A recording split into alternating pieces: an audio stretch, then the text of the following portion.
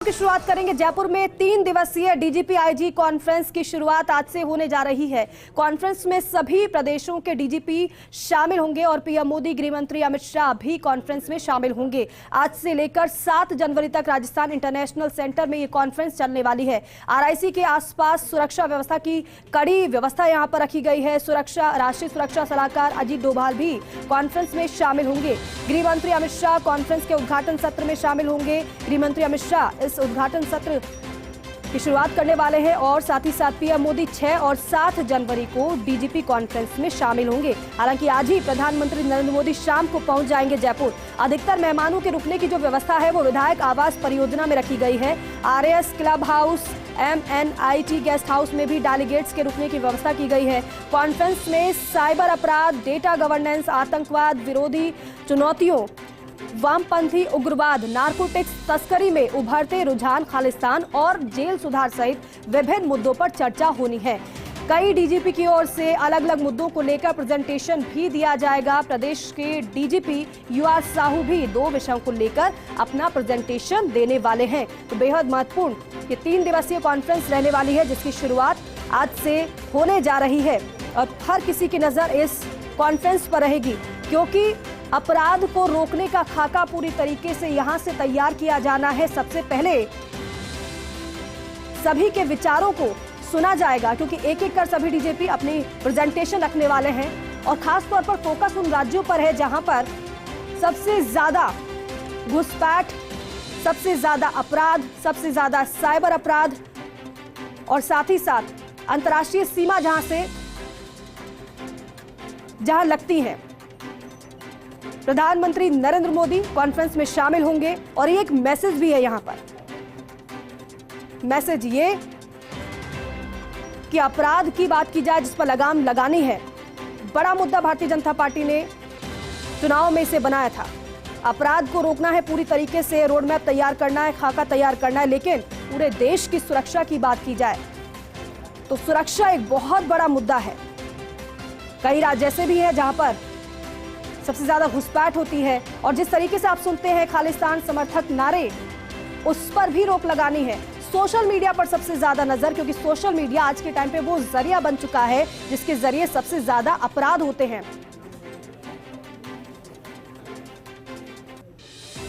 और देखिए, आरआईसी में ये कॉन्फ्रेंस होने वाली है जहां पर पूरे देश भर की सुरक्षा का खाका तैयार होना है। वहां से लगातार हमारे एसोसिएट एडिटर निर्मल तिवारी रिपोर्ट कर रहे हैं।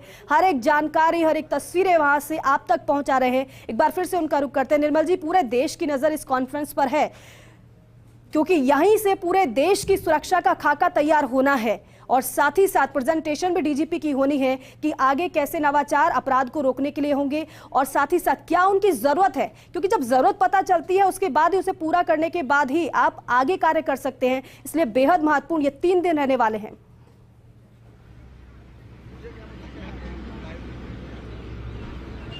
निश्चित तौर पर दीपिका, देखिए, पूर्वोत्तर के राज्यों में जिस तरह की हिंसा हुई वो चुनौती है केंद्र के लिए। जम्मू कश्मीर में जिस तरह के बदलाव किए गए वहां के कानूनों में, उसके बाद लगातार वहां का शासन किस तरह से चला, उसको लेकर के बहुत सारी चीजें हैं जिनको देखा गया और आगे फिर उसमें किस तरह के रहना है उनके ऊपर चर्चा होनी है। लेकिन फिलहाल की जो सबसे बड़ी अपडेट है मैं दिखाने की कोशिश करूंगा कि यहाँ डेलीगेट्स की तमाम जो बस है दीपिका, वो यहाँ पर आ चुकी है। एक बस आपको सामने, जो अंतिम बस, जो छठी बस थी, वो आती हुई यहाँ से दिखाई देगी। सुरेंद्र आपको दिखाने की कोशिश करेंगे। डेलीगेट्स यहाँ पर आ गए। बात यह है कि किस तरह तमाम यहाँ सुरक्षा भी चाक चौबंद है, तमाम व्यवस्था कर ली गई है। डेलीगेट्स के साथ चर्चा भी होनी है। अब इंतजार है तो इस बात का कि देश के गृह मंत्री अमित शाह आए। अमित शाह उसके बाद उद्घाटन सत्र को संबोधित करेंगे और उसके बाद जो आधिकारिक और औपचारिक जो शुरुआत है इस 3 दिन की कॉन्फ्रेंस की, वो हो जानी है। लेकिन बात वही है, सबसे बड़े मुद्दे हुई हैं, क्योंकि केंद्र के सामने सबसे बड़ी चुनौती है कि मई के अंदर लोकसभा चुनाव में जनता के बीच में जाना है। उससे पहले जिस तरह के कानूनों में बदलाव की चर्चा है, तीनों जो कानूनों की बदलाव थी, IPC CRPC की बात करें तो उसके अलावा जिस तरह के बदलावों की बात आ रही थी, वो बदलाव किस रूप में होंगे वो सब देखना है। बात यह है सीधे तौर पर कि कि जब गृह मंत्री अमित शाह उद्घाटन सत्र को संबोधित करेंगे और अगले 2 दिन यानी कल और परसों 6 और 7 जनवरी को खुद देश के प्रधानमंत्री नरेंद्र मोदी यहां रहेंगे, तो उसमें सीधा जिस तरह की सूचना आ रही है वो 1-to-1 संवाद करेंगे। तमाम जो डीजीपीज के साथ उनको संवाद करना है, हर एक राज्य की किस तरह की स्थिति है उसको जानने की कोशिश करेंगे। जिन राज्यों में भाजपा की सरकारें नहीं हैं उन राज्यों के हालात क्या हैं उसको जानने की कोशिश करेंगे, वहां की रिपोर्ट देखेंगे, वहां का प्रेजेंटेशन देखेंगे। उन राज्यों में जहां लोकसभा की कम सीटें भाजपा को मिली थी उन राज्यों की भी स्थिति देखी जाएगी। दक्षिण से चुनौतियां मिलती हैं उसको किस तरह से संभालना है वो देखा जाएगा। पश्चिम बंगाल में लगातार जिस तरह से वहां ममता बनर्जी का जो शासन था उसके बाद जिस तरह से सीबीआई पे रोक वहां से शुरू हुई, उसके बाद अन्य जो कांग्रेस शासित राज्यों ने रोक लगाने का जो सिस्टम शुरू किया था उसको कल ही राजस्थान के अंदर बदला गया, उस रोक को हटा ली गई है सीबीआई को। तो उसके बाद के हालात किस तरह से रहेंगे, राज्यों में आपस में अपराध नियंत्रण के लिए अपराधियों का डेटा एक दूसरे को म्यूचुअली ट्रांसफर करने के लिए किस तरह का समन्वय होना चाहिए उस पर चर्चा होंगी। और जो सबसे खास बात यह है कि आंतरिक सुरक्षा को लेकर के, जैसा अयोध्या इस समय सबसे बड़ा जो एक कोई हॉट अगर कोई इशू है, जिस तरह का ज्वार अयोध्या और राम के नाम का है उसको देखना है। लाखों लोग यूपी की तरफ, अयोध्या की तरफ लाखों लोग रुख कर चुके हैं, देश और देश के बाहर के लोग आ रहे हैं जो उस जलसे में शामिल होंगे। तो निश्चित तौर पर बहुत बड़ी चुनौती है कि वहां किस तरह से कानून व्यवस्था रहनी है, वहां किस तरह से सुरक्षा व्यवस्था रहनी है, उन सब के ऊपर वहां इसके अंदर चर्चा होनी है। वो अपना मैंडेट भी देंगे जी। लेकिन सबसे खास बात यह है राजस्थान के लिए और जयपुर वासियों के लिए कि राज्य के अंदर चुनाव हुए, सरकार बदलती है और उसके बाद जिस तरह से राजस्थान के मंच को, जयपुर के मंच को इतनी बड़ी जिम्मेदारी दी गई है 3 दिन की इस कॉन्फ्रेंस की, डीजीपी और आईजी की कॉन्फ्रेंस की बात करें तो निश्चित तौर पर राजस्थान की धरती से इस तरह के कुछ कानून हैं, इस तरह के कुछ प्रावधान हैं जो देश के मॉडर्न पुलिसिंग के लिए देश के अंदर लागू होंगे। तो निश्चित तौर पर हमारे लिए एक सौभाग्य की बात है कि राजस्थान को उसके लिए चुनाव। लेकिन चुनौती यह भी है कि लोकसभा चुनाव से पहले किसी तरह की आंतरिक सुरक्षा के अंदर किसी तरह की दिक्कतें ना आए। साइबर अपराध की जिस तरह से बात कर रहे थे हमारे तमाम सहयोगी, उससे पहले संगठित अपराध को रोकने की बात थी, बाल अपराध को रोकने की बात थी, महिलाओं से संबंधित अपराधों को रोकने की बात थी, सूचना प्रौद्योगिकी और संचार जो के माध्यम है उनका किस तरह से उपयोग किया जाए, तो अब पुलिस मॉडर्न पुलिसिंग के अंदर उनके ऊपर बात थी, अत्याधुनिक हथियारों के उपयोगों की बात थी, किस तरह से उपयोग किया जाए। और पुलिस अब सिर्फ इसी में नहीं कि अपराध नियंत्रण के काम में ही पुलिस का काम अपराध नियंत्रण नहीं, पुलिस का काम है लोगों से भय को हटाना। और प्रधानमंत्री नरेंद्र मोदी का भी मैंडेट यही है कि लोगों में भय नहीं होना चाहिए, पुलिस को देखकर वो अपने आप को बहुत सुरक्षित महसूस करें। और जिस तरह की बहुत अच्छी बात आपने कही है कि लोगों में भय नहीं होना चाहिए, और कम से कम आधा भय तो लोगों का इसी से खत्म हो जाएगा कि मुख्य मुद्दा अपराध है और जिस तरीके से आपराधिक घटनाएं घट रही थी उसे बड़ा मुद्दा भाजपा ने बनाया था और साथ ही साथ ये वादा भी किया था कि हम पूरी तरीके से इस पर लगाम लगा देंगे। लेकिन यहाँ पर जब प्रधानमंत्री खुद ही होंगे, अमित शाह यहाँ पर होंगे, देश के गृह मंत्री एनएसए होंगे यहाँ पर, तो पूरा ये एक बड़ा मैसेज जाएगा कि हम ना केवल हम दावा कर रहे हैं बल्कि हम यहीं पर बैठकर अपराध पर लगाम लगाने के लिए पूरी प्लानिंग भी कर रहे हैं और जो जरूरत होगी उसे हम मुहैया भी कराएंगे जिससे कि लगाम अपराध पर लगे और आप पूरी तरीके से सुरक्षित रहें और आप खुद को महफूज महसूस करें।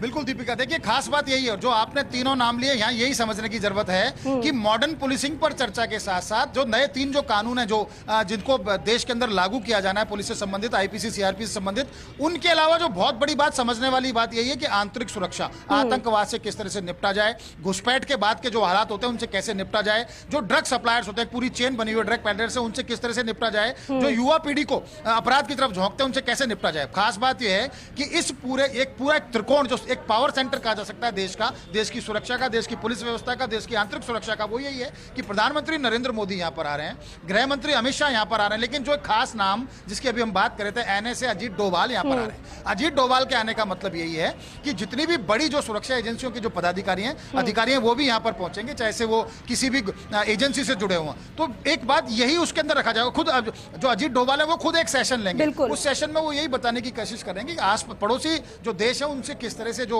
हमारे संबंध है, किस तरह से वहां से जो घुसपैठ होती है उसको रोका जाए, किस तरह की जो एजेंसियों के द्वारा जो सूचनाएं मिलती है उनका एक पूरा बिल्कुल एजेंसियों के द्वारा सूचनाओं का जिक्र आपने किया, बेहद महत्वपूर्ण है ये।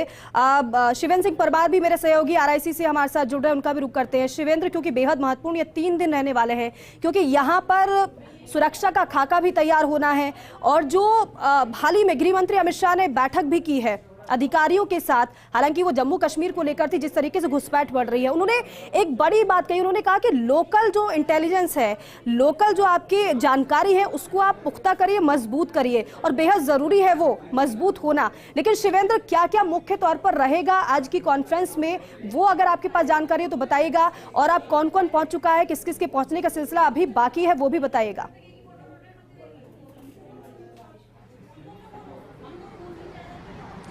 देखिए दीपिका, डीजीपी तो करीब करीब जो सभी राज्यों के हैं वो आरआईसी पहुंच चुके हैं, और अभी एक तरीके से रजिस्ट्रेशन और गेट टुगेदर का दौर चल रहा है। थोड़ी देर में जो उद्घाटन सत्र है वो शुरू होगा, केंद्रीय गृह मंत्री अमित शाह उसमें शामिल होंगे। और ये जो कॉन्फ्रेंस है वो इस लिहाज से महत्वपूर्ण है क्योंकि जो नरेंद्र मोदी की सोच है, देश के प्रधानमंत्री की, केंद्रीय गृह मंत्री की सोच है, ये सोच है कि परंपरागत जो पुलिसिंग है उससे हटकर पुलिस काम करे। सिर्फ राजस्थान में ही नहीं बल्कि हर प्रदेश में जो पुलिस है वो नए कलेवर में नजर आए, नए तौर तरीके से काम करे, इन्वेस्टिगेशन में नए नए नवाचार किए जाएं। और जो गृह मंत्रालय ने शुरुआत की है बीते दिनों दीपिका, कि जो नवाचार है अनुसंधान में, उन लोगों को वो पुरस्कृत कर रहे हैं कि किसने अनुसंधान कितना बेहतर किया।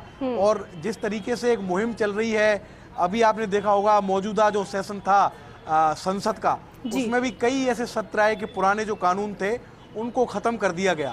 तो वो भी एक इसी सुधार का हिस्सा है कि पुलिसिंग में किस तरीके से सुधार हो। जो बरसों पुराने कानून हैं जिनकी प्रासंगिकता नहीं बची थी, उनको खत्म किया गया। तो आज का जो उद्घाटन सत्र है दीपिका, इस उद्घाटन सत्र में जो प्रमुख तौर से सेशन होगा वो होगा सोशल मीडिया के दुरुपयोग को किस तरीके से रोका जाए, और जो पुलिस है वो सोशल मीडिया का सार्थक उपयोग किस तरीके से कर सकती है। और जो राजस्थान के डीजीपी है UR साहू, वो इस पर एक अपना प्रेजेंटेशन देंगे। उनके प्रेजेंटेशन के बाद हरियाणा के डीजीपी और उत्तर प्रदेश के डीजीपी वो दोनों अपने इस पर विचार रखेंगे, और फिर एक ओपन सत्र होगा जिसमें पूछा जाएगा कि किस डीजीपी की या किस अधिकारी की इस पे और अधिक बोलने की इच्छा है। ये जो उद्घाटन सत्र है उसकी जानकारी मिली है कि ये होने वाला है कि जो डीजीपी है UR साहू वो एक प्रेजेंटेशन देंगे। इसके अलावा केमिकल वेपन्स, इसको लेकर भी आज एक सत्र आयोजित किया जा रहा है कि केमिकल वेपन्स का जो खतरा है वो आने वाले दिनों में कितनी चुनौती खड़ी कर सकता है। जो गैंगस्टर्स लोग हैं या जो टेररिज्म से जुड़े हुए लोग हैं, वो अगर आने वाले दिनों में केमिकल वेपन्स की तरफ शिफ्ट होते हैं तो राजस्थान पुलिस या Madhya Pradesh police, Bihar police, Assam police, जो जम्मू कश्मीर की पुलिस है, जो पुलिस के लोग हैं वो किस तरीके से केमिकल वेपन्स का मुकाबला कर सकते हैं, ये भी आज सत्र होगा। और इसमें जो जम्मू कश्मीर के डीजीपी हैं, नए डीजीपी बने हैं दिलबाग सिंह के रिटायर होने के बाद, उनकी तरफ से प्रेजेंटेशन दिया जाएगा कि केमिकल वेपन्स कितनी बड़ी चुनौती है, इसको आने वाले दिनों में पुलिस को कैसे टैकल करना है। सोशल मीडिया का जो सत्र है जिस पर राजस्थान के डीजीपी को प्रेजेंटेशन देना है, वो भी बहुत महत्वपूर्ण है क्योंकि इसमें दो तरह के पहलू होंगे दीपिका। पहला पहलू तो ये कि सोशल मीडिया जो अपराध से जुड़े हुए लोग हैं उनके कितना काम आ रहा है, उसको किस तरीके से पुलिस कंट्रोल कर सकती है। और दूसरा जो पहलू है कि पुलिस कितना प्रयोग कर सकती है, क्या जितना प्रयोग पुलिस को करना चाहिए सोशल मीडिया का, या इंस्टाग्राम का, एक्स का, फेसबुक का, क्या वो समुचित है, या उससे ज्यादा भी आप आगे बढ़ सकते हैं, उससे अधिक भी इसका प्रयोग हो सकता है। तो इस तरीके के सेशन है। इसके अलावा ठीक है शिवेंद्र, कई सेशन होने वाले हैं।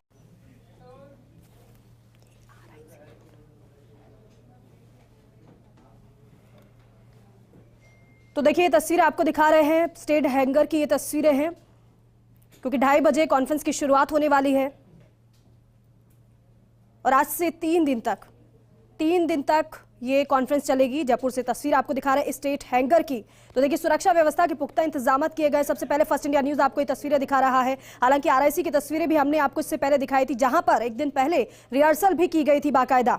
चप्पे चप्पे पर सुरक्षा की लिहाज से पैनी नजर है, क्योंकि एसपीजी ने पहले ही काफी दिन से मोर्चा संभाला हुआ है। और मुख्यमंत्री भजनलाल शर्मा स्टेट हैंगर पहुंचे हैं, क्योंकि गृह मंत्री अमित शाह आएंगे, एनएसए आएंगे, उनको रिसीव करना है, उनका स्वागत करना है, और इसलिए मुख्यमंत्री स्टेट हैंगर पहुंच चुके हैं। तो देखिए अब क्योंकि ज्यादा समय नहीं रह गया है,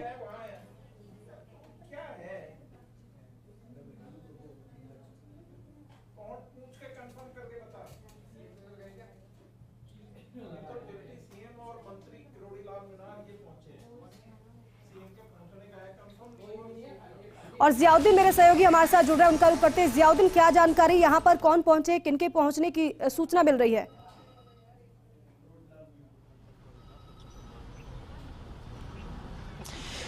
देखिएगा कि 1:40 के करीब स्टेट हैंगर के ऊपर वायुसेना के विशेष विमान से अमित शाह जो गृह मंत्री हैं वो यहाँ पे पहुँचेंगे और चूंकि उनको रिसीव करने के लिए सीएम भजनलाल शर्मा भी यहाँ पे पहुँचे हैं, बीजेपी के जो दिग्गज नेता हैं वो भी तमाम यहाँ पे लगातार पहुँच रहे हैं और पुलिस और प्रशासन के अधिकारी भी यहाँ पे पहुँच रहे हैं। आप देख सकते हैं कि जो तमाम तैयारियाँ हैं पूरी तरह से मुकम्मल कर ली गई हैं।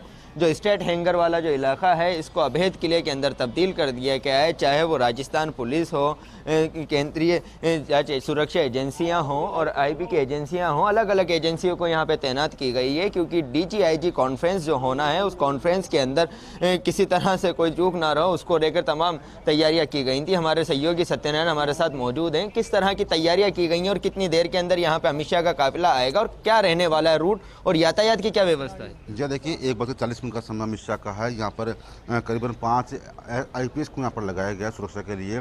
त्रिस्तरीय घेरा है पूरी सुरक्षा को लेकर और फलोदी SP, गंगापुर SP और करीबन 5 से अधिक जो SP स्तर के अधिकारी है वो यहाँ मौजूद हैं। बताया जा रहा है कि 1:40 को यहाँ लैंड करेंगे, उसके बाद में वो यहाँ से सीधे RIC जाएंगे जहाँ पर ये जो RIC में जो पूरा कार्य योजना है वहाँ अंजाम देंगे। जी देखिए दीपक, ऐसी जाने का कार्यक्रम है क्योंकि जब गृह मंत्री स्टेट हैंगर पहुंचेंगे तो उस जगह पे उनको रिसीव करने के लिए खुद सीएम भजनलाल शर्मा मौजूद रहेंगे। सांसद किरोड़ी लाल मीणा भी यहाँ मसूरी जो मंत्री किरोड़ी लाल मीणा हैं, डिप्टी CM दिया कुमारी हैं और रामचरण बोहरा जो सांसद हैं वो भी यहाँ पे मौजूद हैं। बीजेपी के एक अन्य पदाधिकारी और मंत्री भी यहाँ पे मौजूद हैं जो अमित शाह को स्टेट हैंगर के ऊपर रिसीव करेंगे और उसी के बाद अमित शाह यहाँ से RIC के लिए रवाना होंगे जहाँ पे DGIG कॉन्फ्रेंस का जो पहला दिन है उसके अंदर शिरकत करेंगे। और ऐसी बात भी सामने आई है कि अमित शाह के साथ NSA प्रमुख जो अजीत डोभाल हैं वो भी आ सकते हैं। जी बिल्कुल, और कितना समय अभी बाकी रह गया है जियाउद्दीन गृह मंत्री और NSA के पहुंचने में?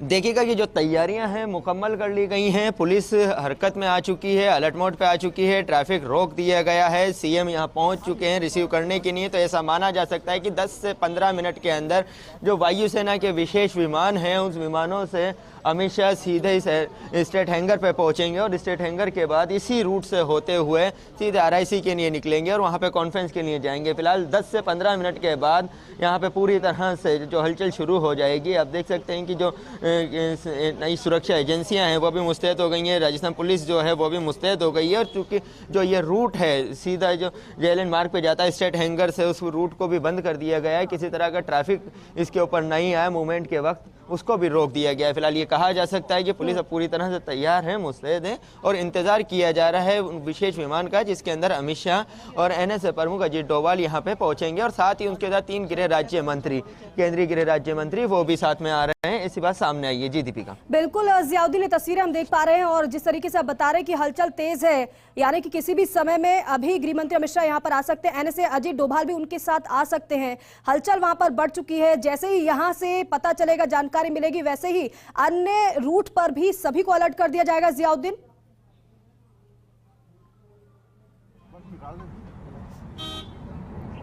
जी हाँ, देखिएगा कि चूंकि हर जगह पे हर एरिया के हिसाब से एक अलग अलग प्रोटोकॉल बनाया गया है, हर प्रोटोकॉल अधिकारी भी है, रूट के लिए, रूट क्लियरेंस के लिए एक IPS की तैनाती की गई है और साथ ही उसके अलावा बाहर जो जाब्ता तैनात किया गया है, एयरपोर्ट की सुरक्षा के लिए अलग अधिकारी हैं, रूट की तैनाती RIC के वहाँ पे भी अलग जाब्ता तैनात किया गया है। झालाना से RIC तक जो तमाम वो है स्टाफ उसको रोक दिया गया है। फिलहाल इस पूरी जानकारी किस तरह की सुरक्षा व्यवस्था की गई है उसके लिए हमारे सत्य किस तरह से सुरक्षा व्यवस्था की गई है, क्योंकि जब यहाँ से निकलेंगे कैसे अलर्ट किया जाएगा, आगे क्या रहने वाला है? ये देखिए करीब 7000 पुलिसकर्मियों को तैनात की गई है। हम दिखाना चाहेंगे आपको, जस्ट एक बार आप दिखाना, जो पुलिसकर्मी और जो NSG और SPG के जो कमांडो हैं यहाँ पर मौजूद हैं। पूरे एयरपोर्ट को छावनी के रूप में तब्दील कर दिया गया है। माना जा रहा है कि 7000 से अधिक पुलिसकर्मियों का जाब्ता यहाँ पर तैनात रहेगा, 5 IPS यहाँ पर तैनात रहेंगे और जब अमित शाह का काफिला निकलेगा उस समय मुख्य जनरल मार्ग को बंद कर दिया जाएगा।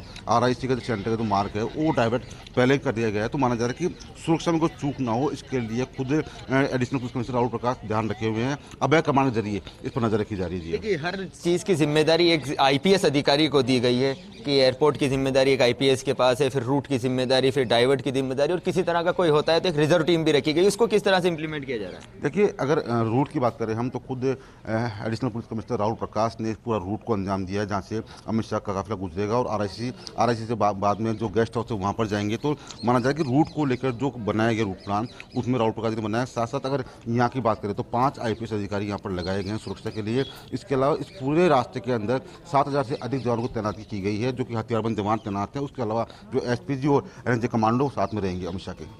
देखिए दीपिका, आपने सुना कि जो सुरक्षा के जो इंतजाम थे पूरी तरह से मुकम्मल किए गए हैं। हर चीज़ की जिम्मेदारी, मतलब यह कह सकते हैं कि एयरपोर्ट से लेकर आरआईसी पहुंचने तक और गेस्ट हाउस पहुंचने तक और रास्ते जो रूट है उसको क्लियरेंस की सारी जिम्मेदारी अधिकारियों को दी गई है और वही अधिकारी यहाँ पे मौजूद हैं। फिलहाल अब इंतज़ार किया जा रहा है अमित शाह का, जो कुछ ही देर के अंदर यहाँ पे जयपुर एयरपोर्ट के ऊपर स्टेट हैंगर पे पहुँचने वाले हैं, और उसी के बाद जो डीजीआईजी कॉन्फ्रेंस होगी वो उसके अंदर शामिल होंगे। फिर तमाम जो अलग अलग राज्यों के डीजी और आईजी आए हुए हैं उनसे मुखातिब होंगे, उनसे पूछा जाएगा, विचारों का आदान प्रदान किया जाएगा, सुरक्षा को किस तरह से मजबूत किया जा सकता है, अपराधियों के गठजोड़ को, नेक्सस को किस तरह तोड़ा जा सकता है, और कई अन्य मुद्दे होंगे जिनके ऊपर तस्वीरें दिखाएगा। जिस तरीके से आप बता रहे हैं कि 5 आईपीएस हैं और तमाम यहाँ पर पुलिसकर्मी मौजूद हैं जो कि सुरक्षा के लिहाज से यहाँ पर मौजूद है। जरा दिखाइएगा कैसी टाइट यहाँ सिक्योरिटी है, क्योंकि कई लेयर की सुरक्षा व्यवस्था यहाँ पर की गई है।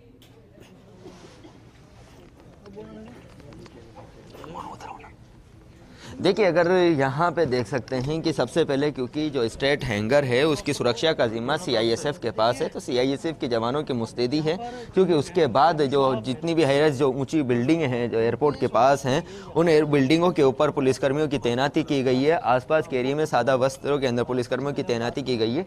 उसके बाहर अगर देखें तो ये स्टेट हैंगर का गेट है। स्टेट हैंगर के गेट के बाद 5 आईपीएसओ की तैनाती की गई है ताकि एक सुरक्षा व्यवस्था चाक चौबंद रह सकें, और उसके अलावा एसपीजी, एनएसजी और अलग अलग जो एजेंसियां हैं उनके कमांडो की भी यहाँ पे तैनाती की गई है, जो लगातार पिछले 2 दिनों से यहाँ पे नज़र बनाए हुए हैं, संदिग्ध गतिविधियों को के ऊपर नज़र रखे हुए हैं। अगर किसी तरह की कोई हरकत नज़र आती है तो उस पर तुरंत एक्शन लिया जाता है। फिलहाल आप देख सकते हैं कि पुलिस की गाड़ियाँ लगातार रूट क्लियरेंस, जिसे कह सकते हैं कि जिस रूट से निकल के अमित शाह आरआईसी जाएंगे उस रूट क्लियरेंस के ऊपर दौड़ती हुई नजर आ रही हैं। कुछ अधिकारी हैं जो लगातार मॉनिटरिंग कर रहे हैं, अधिकारियों को फीडबैक दे रहे हैं और इंस्ट्रक्शन भी ले रहे हैं, क्योंकि इंस्ट्रक्शन का ही इंतजार यहाँ पर ये सभी कर ही रहे होंगे कि जब गृह मंत्री अमित शाह आएंगे तो अलर्ट सभी होंगे। हालांकि अलर्टनेस अभी से ही दिखाई दे रही है, लेकिन जिन जिन रूट से काफिला गुजरेगा वहां पर भी सभी को अलर्ट कर दिया जाएगा।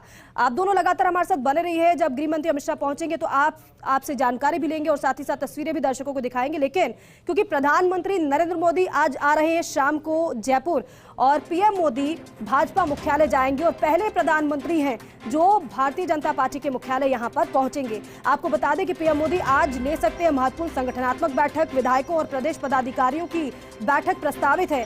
भाजपा मुख्यालय को सजा दिया गया है। विधायकों और पदाधिकारियों से संवाद पीएम मोदी कर सकते हैं। भाजपा मुख्यालय में शाम 5 बजे बैठक होने वाली है। लोकसभा चुनाव की तैयारी पर बात करेंगे और संदेश भी पीएम मोदी देंगे। पॉलिटिकल एडिटर योगेश शर्मा हमारे साथ जुड़ रहे हैं बीजेपी मुख्यालय से ही, जिसकी तस्वीर आप देख रहे हैं। योगेश जी, बेहद अहम है प्रधानमंत्री का विधायकों से, पदाधिकारियों से संवाद, और यहां पर मैसेज तो दिया ही जाएगा, लेकिन क्या पूरी तरीके से यहां पर बैठक में रहने वाला है, कौन सा खाका तैयार होगा, क्या मैसेज पीएम मोदी दे सकते हैं और कितनी ज्यादा महत्वपूर्ण ये बैठक बीजेपी मुख्यालय में, क्योंकि पहली बार ऐसा हो रहा है कि कोई प्रधानमंत्री बीजेपी मुख्यालय पहुंचेंगे।